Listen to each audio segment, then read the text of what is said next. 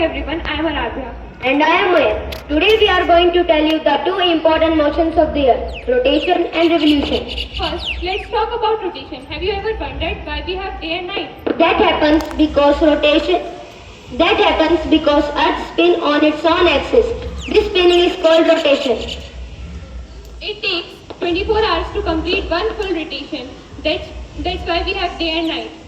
Now let's come to revolution. When the earth moves around the sun, that spin is called revolution. The earth takes about 365 days and 6 hours to complete one revolution. That means 1 year. And because of this revolution, we experience changing seasons like summer, winter, spring and autumn. Do you know if the earth's axis were not tilted, we would never have seasons? So friends, rotation causes day and night and revolution causes seasons. Both these motions make our earth full of life and changes. Thank you. Stay curious, stay scientific.